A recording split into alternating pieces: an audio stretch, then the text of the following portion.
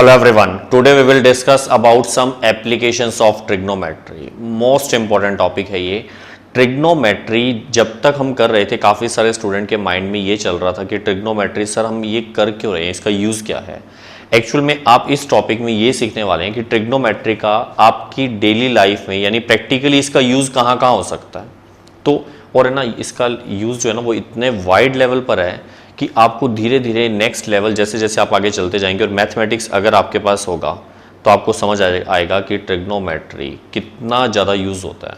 लेकिन फिलहाल अभी इस लेवल पर जो मेन यूज़ है आप लोगों के लिए वो है ऐसे क्वेश्चन जिनमें हाइट एंड डिस्टेंस का यूज़ हो रहा है. ठीक है, हाइट एंड डिस्टेंस से मतलब क्या है, अभी मैं क्वेश्चंस आपके सामने लेकर आ रहा हूँ, लेकिन उससे पहले 2 वर्ड्स हैं जो हम इस टॉपिक के अंदर बार बार हर क्वेश्चन में पढ़ेंगे, जिनको हम बोलते हैं angle of elevation and angle of depression. ये क्या होंगे? इनसे पहले एक वर्ड और आएगा, that is line of site. Line of site का मीनिंग क्या, बड़े ध्यान से समझो. देखो सपोज करो कि मान लो मैंने ऐसा कहा कि मैं यहाँ खड़े खड़े मेरी जो आई का लेवल है, ध्यान से समझना इस बात को बेटा, और बेसिक कंसेप्ट जो ना वो सिर्फ इतना सा ही है. 5 मिनट के अंदर अंदर पूरा टॉपिक क्लियर हो जाएगा, लेकिन बस क्वेश्चंस की प्रैक्टिस रह जाएगी. समझो ध्यान से. मेरी जो आई है, अगर हम इससे एक डायरेक्ट लाइन यानी कि एक हॉरिजॉन्टल लाइन बना दें तो ये आप सबको समझ आता है कि हॉरिजॉन्टल लाइन कौन सी है. सही है. अब मैं यूं बात करूं कि मैंने हॉरिजॉन्टल लाइन जो मेरी आई की थी, यहां से मैंने क्या किया, नीचे की तरफ एक ऑब्जेक्ट है कहीं, मैं उसको देखूंगा जैसे नीचे की तरफ, या मैं अपनी आई के हॉरिजॉन्टल लाइन से ऊपर की तरफ, मतलब मुझे आईज को ऊपर करना पड़े. तो ऐसी कंडीशन में अगर ऑब्जेक्ट ऊपर है तो यहां से उस ऑब्जेक्ट तक, मेरी आई से उस ऑब्जेक्ट तक जो डायरेक्ट लाइन जाएगी, that is line of site. नीचे भी हो सकता है, अगर ऑब्जेक्ट नीचे है तो मेरी आई से जो नीचे उस ऑब्जेक्ट तक डायरेक्ट लाइन जाएगी, that is called line of site. Clear है. अब यहां पर ऊपर की तरफ और नीचे की तरफ जो मैं बात कर रहा हूं ना, यहीं से एंगल ऑफ एलिवेशन और एंगल ऑफ डिप्रेशन, ये 2 वर्ड्स निकलेंगे, लेकिन एक एक करके डायग्राम के थ्रू समझा रहा हूं. यस, इधर ध्यान दो 1 मिनट. सपोज करो जैसे मैं बात करूं कि इस पॉइंट पर आई है ऑब्जर्वर की, जैसे मैं इस टाइम ऑब्जर्वर मैं अपने आप को मान रहा हूं, तो आई यहां पर मेरी है सपोज करो, और इस पॉइंट पर कोई ऑब्जेक्ट है, मैंने उसको ओ से शो कर दिया. तो यहां से अगर मैं इसको ज्वाइन कर दूंगा, ये डायरेक्ट एक स्ट्रेट लाइन बना के ज्वाइन कर दें आई से ऑब्जर्वर को, सॉरी ऑब्जर्वर नहीं ऑब्जेक्ट को, तो ऐसी कंडीशन में ये इसको क्या बोलेंगे, line of site. This is called line of site. ठीक है. अच्छा एक बात और सुनो. अब इस आई से अगर हम एक हॉरिजॉन्टल लाइन भी ड्रॉ कर दें, दिस इज हॉरिजॉन्टल लाइन. थोड़ा सा टेढ़ा हो गया शायद, है ना. आप ध्यान से देखो, आप बिल्कुल स्केल लेके स्ट्रेट बना लेना इसको. अच्छा, ये जो लाइन ऑफ साइट है और ये जो हॉरिजॉन्टल लाइन है, इनके बिटवीन जो ये एंगल है, ये वाला angle, this is called angle of elevation. This is called angle of elevation. Okay. अब जस्ट इसका उल्टा कर रहे हैं, मतलब सपोज करो कि ऐसा हुआ कि इस पॉइंट पर ऑब्जर्वर की आई है और इस बार जो ऑब्जेक्ट है वो नीचे की तरफ है कहीं. ठीक है, आई के हॉरिजॉन्टल लेवल से डाउनवर्ड है. तो ऐसे कंडीशन में अगर हम यहां से इसको ज्वाइन करेंगे तो इसको क्या बोलेंगे, line of site. This is called line of site. और यहां से हमने एक हॉरिजॉन्टल लाइन ड्रॉ की, this is called horizontal line. और इनके बिटवीन जो एंगल है, this is called angle of depression. Angle of depression. Okay. फिर काफी सारे स्टूडेंट को ये लगता है सर दोनों में डिफरेंस क्या है. बेटा एक ही बात है, बस सिर्फ इतना ही डिफरेंस है. जब हम ऊपर की तरफ देखेंगे तो ऐसी कंडीशन में एलिवेशन वर्ड यूज करेंगे, और जब नीचे देखेंगे तो डिप्रेशन वर्ड यूज करेंगे. ठीक है. लेकिन एक ऐसी मिस्टेक है जो बहुत सारे स्टूडेंट से होती है, वो ध्यान रखना जरूरी है. सुनो क्या, काफी सारे स्टूडेंट गलती क्या करते हैं. यस, इधर देखो 1 मिनट. जैसे इस पॉइंट पर आई है, तो ऐसी कंडीशन में ध्यान से देखो, ऑब्जेक्ट अगर नीचे की तरफ यहां कहीं है, ठीक है, ये तो क्या होगी, लाइन ऑफ साइट। अब कई बच्चे ध्यान नहीं देते, वो क्या करते हैं, वो यहां से अपनी मर्जी से एक वर्टिकल लाइन बनाकर ये वाला एंगल समझ लेते हैं, कई बार डिप्रेशन और कई बार एलिवेशन। ये कुछ भी नहीं है, इसका कोई नेम नहीं है। मतलब वर्टिकल लाइन से एंगल हमें नहीं ड्रॉ करना, हमें हमेशा हॉरिजेंटल लाइन के साथ देखना है।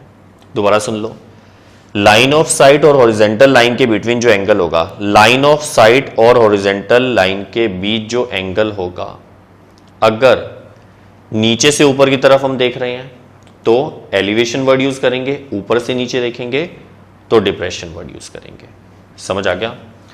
कई बार ऐसा भी होता है एक ही क्वेश्चन में दोनों एक साथ भी आ जाते हैं। मतलब मान लो ऐसा हो गया, ध्यान से समझना इस बात को।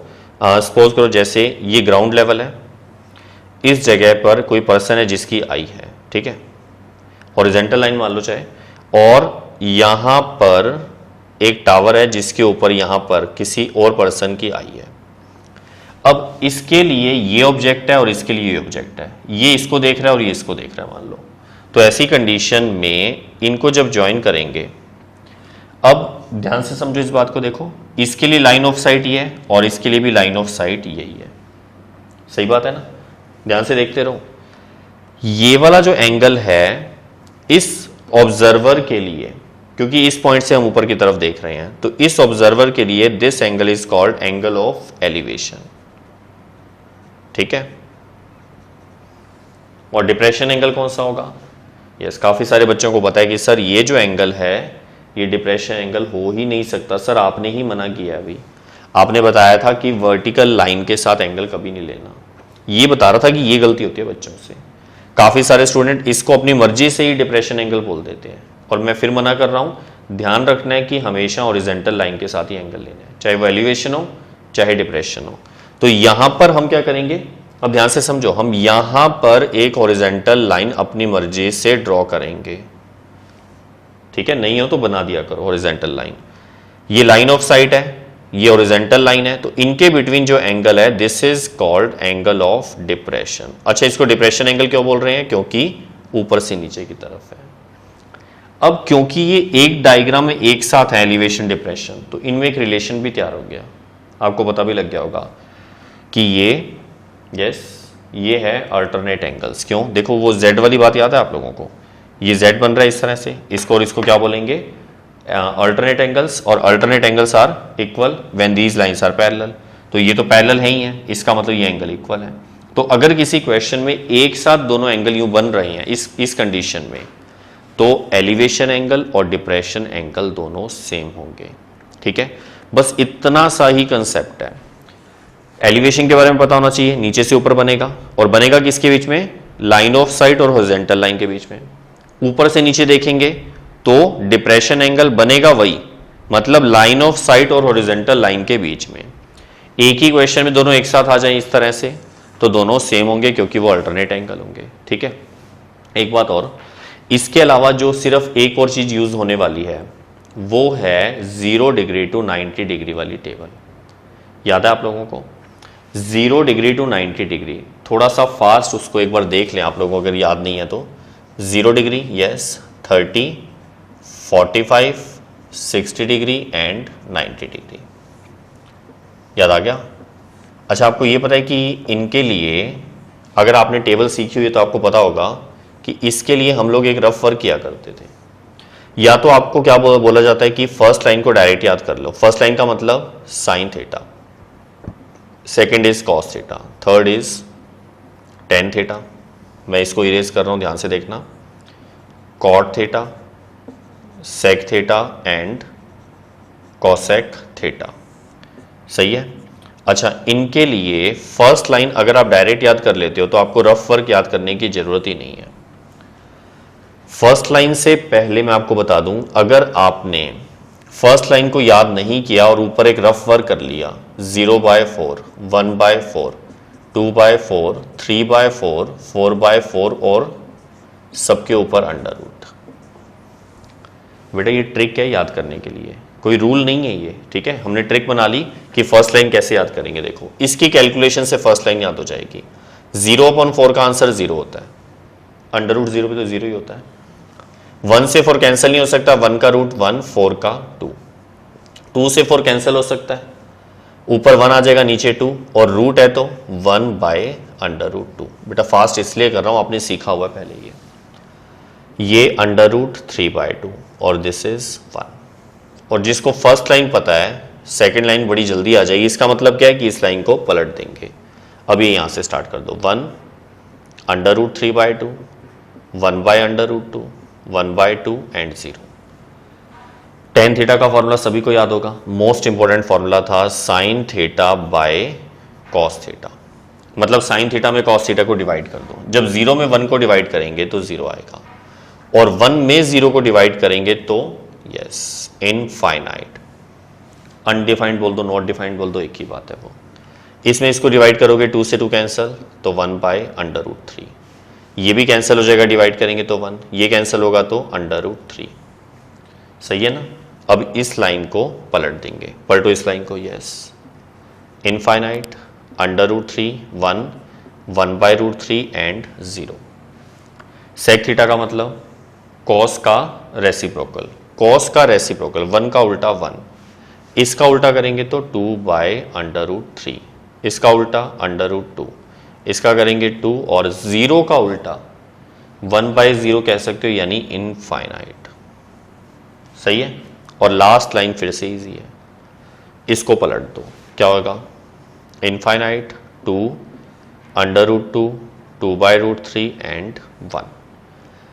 ये टेबल हमने नॉर्मल जब हमने ट्रिग्नोमेट्री स्टार्ट किया था ना, हमने स्टार्टिंग में ही पढ़ लिया था इसको, लेकिन अब काफ़ी टाइम हो गया था इसलिए हमने रिवाइज कर लिया इसको।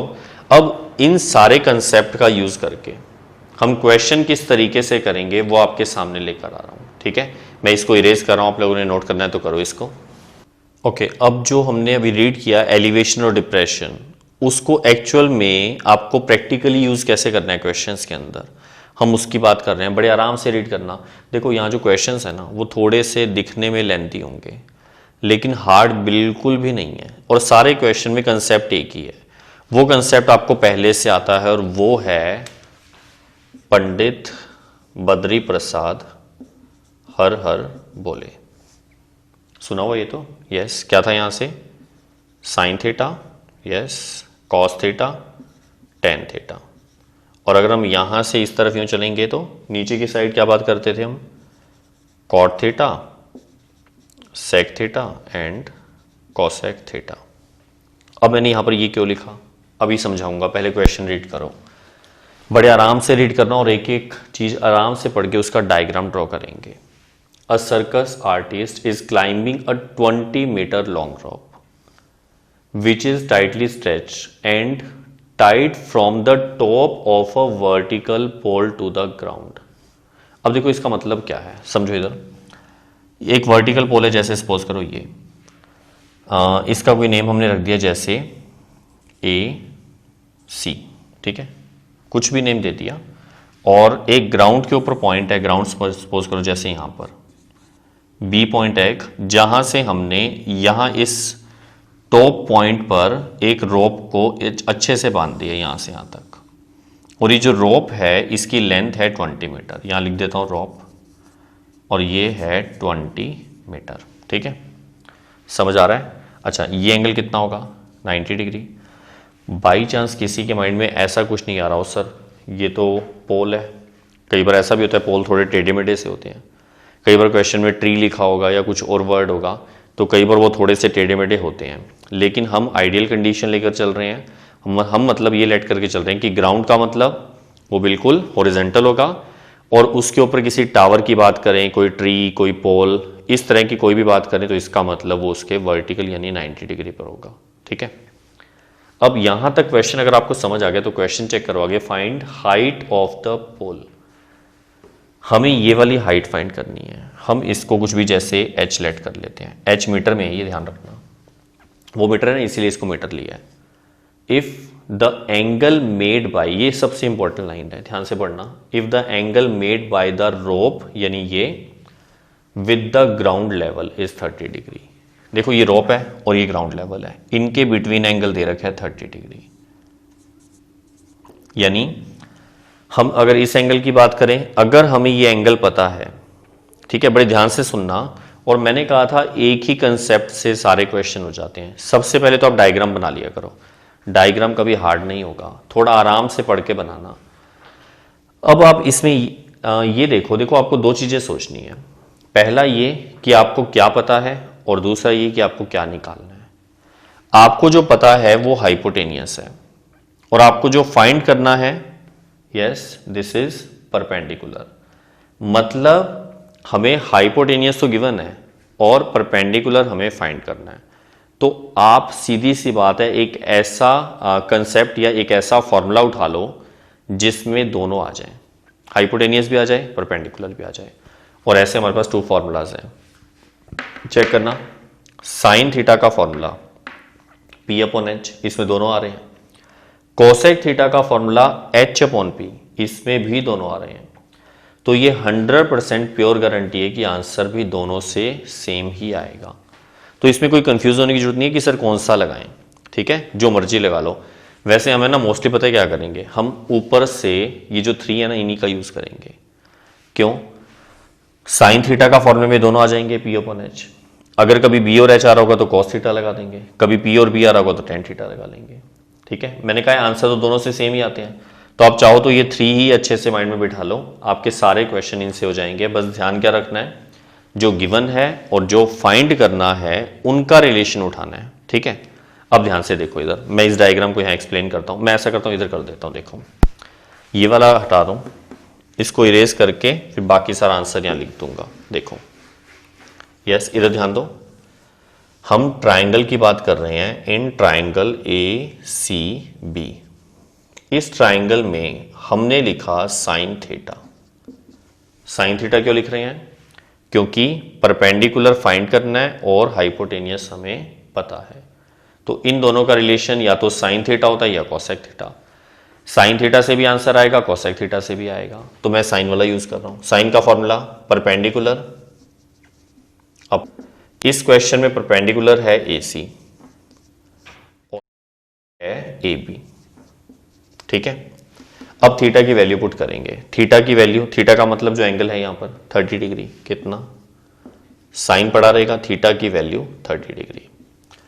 AC की वैल्यू है H, AB की वैल्यू चेक करना, AB इज 20। समझ आ रहा है कुछ? साइन 30, टेबल में साइन 30 का आंसर ढूंढ सकते हो, और अगर याद है तो बहुत अच्छी बात है, 1/2 होता है। इधर H/20 क्रॉस मल्टीप्लाई करेंगे तो 20/2 इक्वल्स टू H। कई बच्चे बोलते हैं सर 20 इक्वल्स टू 2H लिख दो। हाँ तो एक ही तो बात है, 2H लिखोगे तो 2 डिवाइड में ही तो आएगा। अब ये कैंसिल हो जाएगा तो H की वैल्यू 10 और इसके आगे मीटर लिख दिया क्योंकि ये मीटर में गिवन था। इसका मतलब हाइट ऑफ पोल लास्ट में लिखा करो जो आपसे पूछते हैं। देखो find the height of the pole, तो हम यहां पर क्या लिख रहे हैं, देखो इधर height of pole equals to 10 metre. अब जाकर क्वेश्चन पूरा कंप्लीट हो गया, लेकिन अभी भी थोड़े से नंबर कट होंगे। 3 या 4 नंबर का आता है ना तो हाफ नंबर आपका कट हो जाएगा, क्योंकि आपने बड़े ध्यान से सुनना बेटा ये बात। यस इधर ध्यान दो, 1 मिनट। मार्क्स क्यों कट होंगे? क्योंकि हमने डायग्राम को एक्सप्लेन नहीं किया कहीं भी। आपको स्टार्टिंग में ना बड़े सिंपल सी लैंग्वेज में डायग्राम को एक्सप्लेन करना है। देखो कैसे, इन फिगर, देखो फिगर में अब जो जो बातें थी ना उसको एक्सप्लेन कैसे करें। जैसे मैं सबसे पहले बात करता हूं, AC क्या चीज है? Pole. In figure AC is a pole, let its height, जो जो आपने किया ना वो सब यहां लिखना है। Let its height be H metre, okay. And top point of pole is A। Clear है अच्छे से? अब आगे देखो, B is any point on the ground, B is any point on the ground. AB is rope, check कर लो, AB is rope whose length is 20 metre. And angle A B C equals to 30 degree. बेटा कुछ भी नहीं है, जो हमने यहां पर डायग्राम में ड्रॉ किया ना, बस उसको सिंपल लैंग्वेज में आपको एक्सप्लेन करना है। ठीक है, अब आप इसको नोट करो, फिर नेक्स्ट क्वेश्चन देखते हैं। ओके, नेक्स्ट क्वेश्चन चेक करो। The angle of elevation of the top of a tower from a point on the ground. दोबारा से देखो, angle of elevation of the top of a tower, इसका मतलब क्या of the top of a tower? मतलब जो tower का top point है उसको नीचे से ऊपर की तरफ देख रहे हैं। नीचे से ऊपर क्यों बोल रहा हूं? क्योंकि एलिवेशन का मतलब ही यही है। याद आ गया? अभी थोड़ी देर पहले बताया था। देखो इधर, जैसे सपोज करो ये हमारे पास टावर है, ठीक है, और इसकी हमने नेम दे दिया ए बी। ये इसका टॉप पॉइंट है, ठीक है, यहां लिख के रख लेते हैं, ये टॉप पॉइंट है। और यहां पर ग्राउंड पर यहां पर कोई पॉइंट है सी, यहां से हम इसको देख रहे हैं। और ये जो एंगल है ये हमें कहीं गिवन है, चेक करो। यहां चेक देखो, पूरा पहले पढ़ना इधर, which is 30 metre. Which is 30 metre का मतलब क्या है कि angle of elevation of the top of a tower from a point on the ground which is 30 metre away from the foot of the tower. आराम से देखो, ये tower का फुट पॉइंट है, यहां से कितने डिस्टेंस पे पॉइंट है? 30 मीटर की। समझ आ रहा है? 30 मीटर की डिस्टेंस पे जो पॉइंट है वहां से एलिवेशन एंगल है 30 डिग्री। इस 30 डिग्री का मतलब एलिवेशन एंगल। अब समझ आ गया होगा। दोबारा से देखो इस लाइन को, which is 30 metre away from the foot का मतलब क्या है? फुट से 30 मीटर की डिस्टेंस पे कोई पॉइंट होगा ग्राउंड पे, वहां से 30 डिग्री का एंगल, ये एलिवेशन एंगल गिवन है, वो भी टॉप पॉइंट का। Find the height of tower. हमें हाइट निकालनी है, मैं इसको एच लेट कर लेता हूं।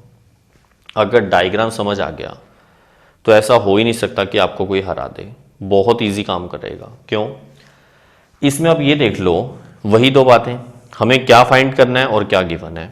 गिवन है बेस, ये बेस ही होगा, और फाइंड करना है परपेंडिकुलर। अब ऐसा फॉर्मूला सोचो जिसमें बेस और परपेंडिकुलर दोनों का यूज होता है, और तो वो है टेन थीटा भी है, कॉट थीटा भी है। हम टेन थीटा वाला यूज कर लेते हैं। स्टार्टिंग में ये क्या कर रहा हूं बेटा, इसका मतलब है सिंपल थ्योरी, यानी एक्सप्लेनेशन इस डायग्राम की आपको अपने आप करनी है। मैं इस डायग्राम को एक्सप्लेन करके नहीं लिख रहा जैसे लास्ट क्वेश्चन में किया था, वो आप अपने आप करोगे, भूलना नहीं है उस बात को। अब इसके बाद सुनो, हम बात करते हैं in triangle A B C. A B C triangle में हमने लिखा टेन थीटा, लेकिन लास्ट क्वेश्चन में तो साइन थीटा लिखा था। हाँ तो बेटा उसके अंदर था क्या? परपेंडिकुलर और हाइपोटेनियस, तो उसका तो साइन थीटा ही बनेगा। यहां परपेंडिकुलर और बेस है तो वो टेन थीटा होता है। Tan theta equals to perpendicular upon base. सही है? तो क्या हो जाएगा? परपेंडिकुलर जो है वो कितना है? h अपॉन में बेस कितना है? BC का मतलब 30 मीटर। सही है? h upon 30। अब देखो टेन थीटा, थीटा की वैल्यू है 30 डिग्री। तो नेक्स्ट लाइन यहां देखो, यस इधर देखो एक minute, tan 30 degree equals to h upon 30। Tan 30 का आंसर, यस वेरी गुड, 1/√3। अब ये आंसर सारे डायरेक्ट याद ही कर लो बेटा आप लोग। अब इतना टाइम हो गया, अब तो याद हो भी गए होंगे। क्रॉस मल्टीप्लाई करते हैं, h इक्वल्स टू 30 अपॉन √3। वैसे तो ये इसका आंसर आ गया क्योंकि हमें हाइट निकालनी थी, लेकिन डिनोमिनेटर में कभी भी अंडर रूट आए तो उसको रिमूव किया करो। कैसे? सिंगल नंबर है तो उसी से मल्टीप्लाई डिवाइड कर दो, प्लस माइनस में हो तो उल्टा सिंबल लेके मल्टीप्लाई डिवाइड कर दो। 30 पढ़ा रहा, √3 पढ़ा रहा, नीचे √3 into √3 is 3।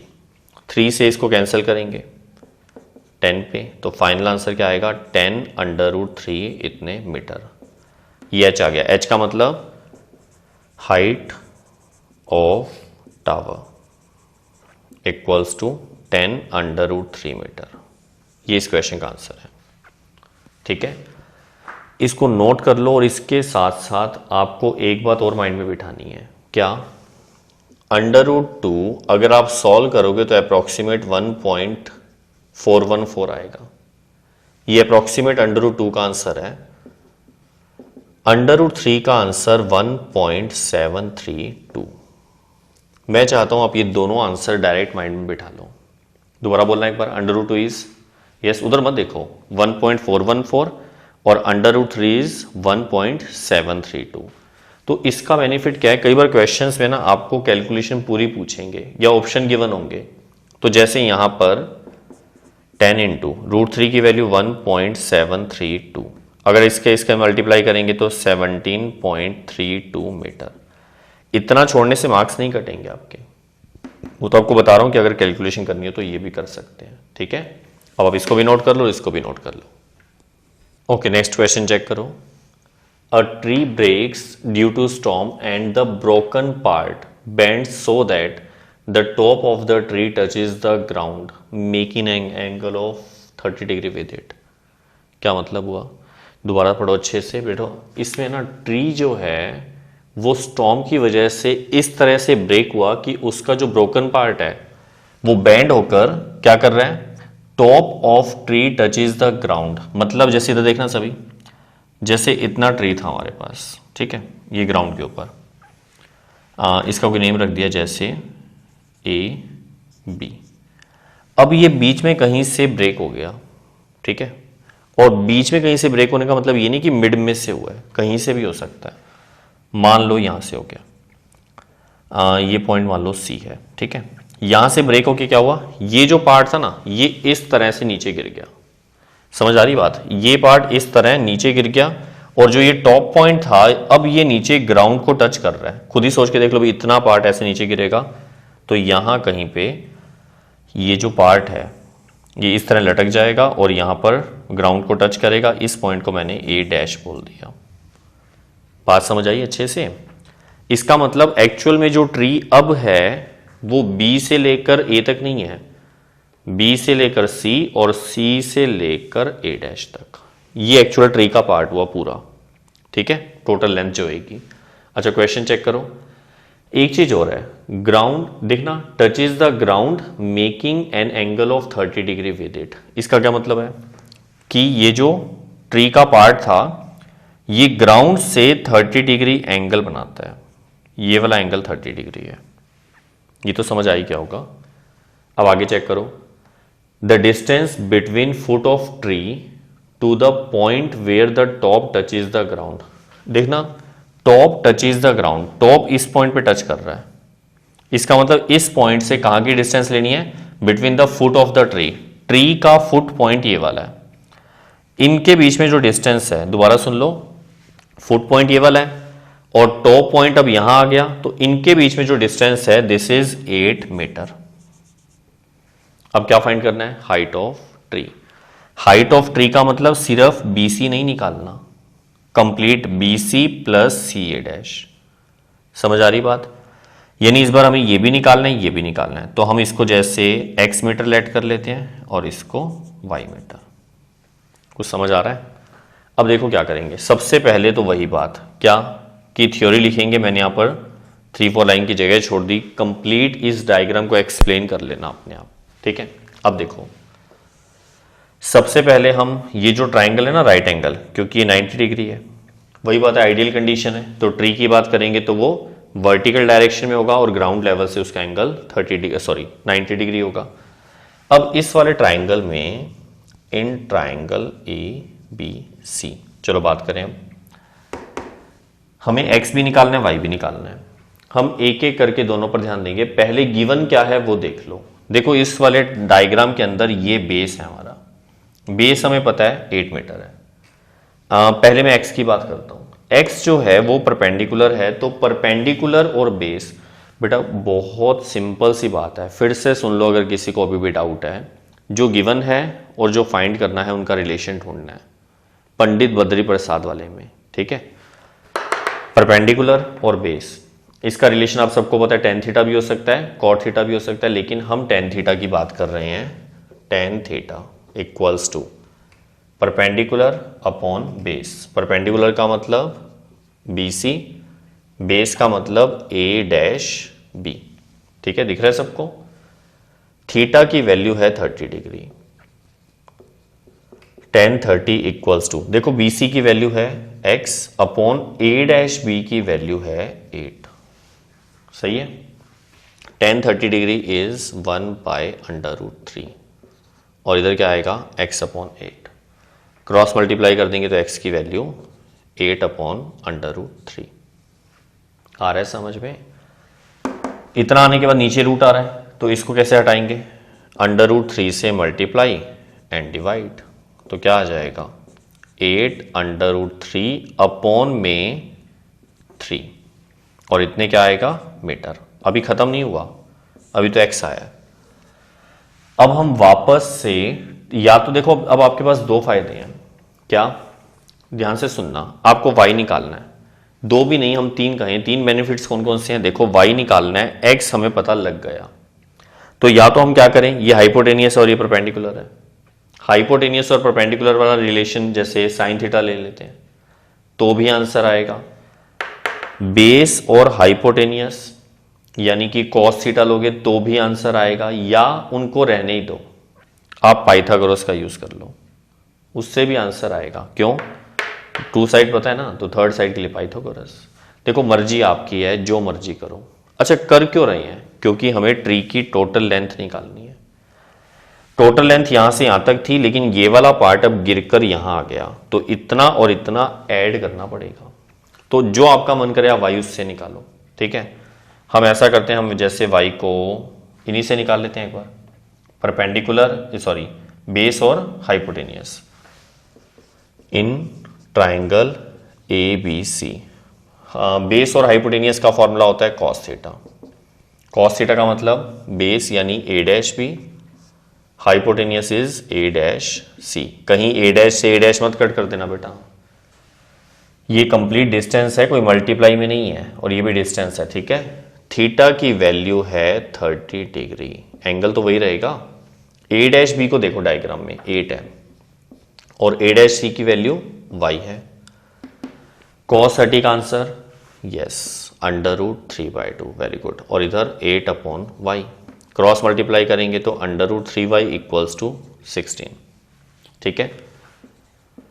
y equals to 16y क्या आ जाएगा √3। समझ आ रहा है कुछ बेटा। इतना आने के बाद अब ध्यान से देखो, इसको हमने √3 से मल्टीप्लाई और डिवाइड किया तो 16 √3/3 इतने मीटर, दिस इज y। अगर आप किसी और मेथड से निकालोगे ना तो भी आंसर सेम आएगा। अभी खत्म नहीं हुआ, अब लास्ट में क्या लिख देंगे, height of tree equals to x plus y. क्यों, इसको और इसको ऐड करेंगे तभी तो टोटल हाइट आएगी। चलो बताओ x कितना है, 8√3/3 और y है 16√3/3। इसका एलसीएम लेंगे तो यहां देखो एलसीएम आएगा 3, ऊपर आ जाएगा 8√3 प्लस 16√3 दैट इज 24√3/3। और जब ये इससे समझ आ गया कैसे किया है बेटा, √3 है, जब रूट वाले सेम हो तो उनके आगे वाले नंबर्स को ऐड करके डायरेक्ट लिख सकते हैं, ठीक है। तो ये इससे कैंसिल हो जाएगा 8 पे, फाइनल आंसर आ गया 8√3 मीटर। ये उस ट्री की टोटल हाइट होगी, ठीक है बेटा। कुछ भी हार्ड नहीं है, बस थोड़ा सा ना डायग्राम बनाते वक्त ध्यान दे लेना, उसके अलावा कभी गलती हो ही नहीं सकती। अब आप इसको नोट करो।